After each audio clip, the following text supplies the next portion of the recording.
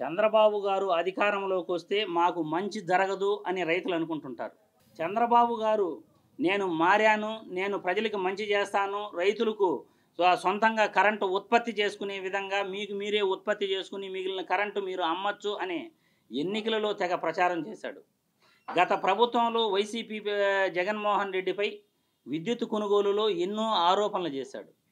కానీ ఈరోజు చంద్రబాబు గారు రైతు వ్యతిరేకి అని క్లియర్గా అర్థమవుతా ఉంది.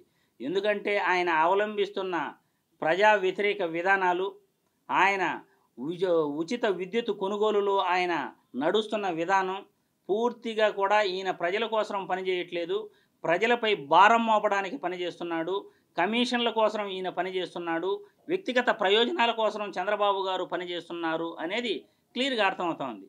ఎందుకంటే గత వైసీపీ ప్రభుత్వంపై ఎన్నో ఆరోపణలు చేసిన చంద్రబాబు గారు, పవన్ కళ్యాణ్ గారు, లోకేష్ బాబు గారు విద్యుత్ కొనుగోలులో ప్రజలకు చేస్తున్న అన్యాయం ఏంటంటే, వైసీపీ ప్రభుత్వంలో కేంద్ర ప్రభుత్వ సంస్థ అయిన సెకీతో 30 ఏండ్లు కాంట్రాక్టును 30 ఏండ్లు ఒప్పందంతో 7,000 మెగావాట్ల విద్యుత్తును జగన్మోహన్ రెడ్డి కొనుగోలు చేసే విధంగా రైతులకు 9 గంటలు ఉచిత విద్యుత్ ఇచ్చేందుకు ఆయన సెకీతో ఒప్పందం చేసుకోవటం జరిగింది.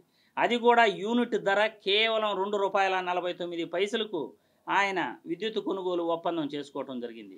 దాని ద్వారా 1,00,000 కోట్ల ఆదాయం ప్రజలకు మిగులుతుంది, ప్రభుత్వానికి మిగులుతుంది. ఈ జగన్మోహన్ రెడ్డి ప్రభుత్వంపై ఆదానీ కంపెనీతో కేంద్ర ప్రభుత్వ సంస్థ అయిన సెకీ ఒప్పందంలో జగన్మోహన్ రెడ్డి తప్పు చేశాడని, ఆయన కమిషన్ల కోసం వెంపర్లాడాడని, ఎన్నో కోట్లు మింగేశాడని తప్పుడు ఆరోపణలు చేసిన చంద్రబాబు గారు ఈరోజు ఆ ఆరోపణలను నిజం చేయలేకపోయాడు. కానీ ఈరోజు చంద్రబాబు గారు ఈయనేం చేస్తున్నాడు అంటే, కూటమి ప్రభుత్వం వచ్చిన 11 నెలల్లో 15,000 కోట్ల భారాన్ని ప్రజలపై రుద్దాడు. ఈరోజు విద్యుత్ బిల్లులు కట్టాలంటే ప్రజలు భయపడే పరిస్థితి వచ్చేసింది. విద్యుత్ ఎప్పుడు ఇంట్లో ఉంటుందా, కరెంటు ఉంటుందా, ఎప్పుడు ఊడుతుందా తెలియని పరిస్థితి. కరెంటు ఏ టైంలో తీసేస్తారు, ఏ టైంలో ఉంటుందో కూడా ప్రజలకు అర్థం కావట్లేదు. అదేవిధంగా వ్యవసాయదారులకు ఇచ్చే ఉచిత విద్యుత్తు ఈరోజు గత ప్రభుత్వం 2.49 విద్యుత్ కొనుగోలు చేస్తే ఈరోజు ₹4.60 యాక్సెస్ కంపెనీతో ఈయన కొనుగోలు చేసేందుకు చంద్రబాబు గారు కూటమి ప్రభుత్వంలో ఒప్పందం చేసుకోవటం జరిగింది. అంటే మీరు గత ప్రభుత్వానికి ఈ ప్రభుత్వానికి ఎక్కువ ధర కోట్ చేయడానికి కారణం ఏంటి? ఇది ప్రజలపై భారం పడదా? ప్రజలపై భారం పడే పని మీరు ఎందుకు చేస్తున్నారు? 9 గంటల ఉచిత విద్యుత్తు ప్రజలకు ఇచ్చేందుకు ఆ రోజు జగన్మోహన్ రెడ్డి ₹2.49 విద్యుత్ కొనుగోలును కేంద్ర ప్రభుత్వ సంస్థ అయిన సెకీతో ఒప్పందం చేసుకుంటే, ఈరోజు యాక్సెస్ కంపెనీతో మీరు దాదాపు ₹4.60 విద్యుత్ ఒప్పందాలు చేసుకుంటున్నారు. అంటే ఈ భారాన్ని ఎవరు మోస్తారు? అంటే ప్రజలపై మీకు 9 గంటల ఉచిత విద్యుత్ కోసం ఈ భారాన్ని కూడా ప్రజలపై మోపేందుకే మీరు ప్రయత్నిస్తున్నారు అని అర్థమవుతా ఉంది.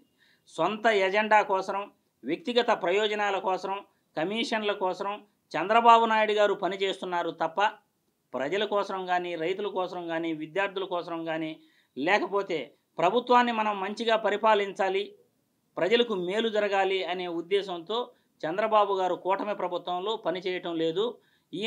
చంద్రబాబు గారు ఎప్పటికీ కూడా మారడు. ఈయన ప్రజా వ్యతిరేకి. ప్రభుత్వ విధానాలన్నీ కూడా ప్రజలకు వ్యతిరేకంగానే ఉంటాయి.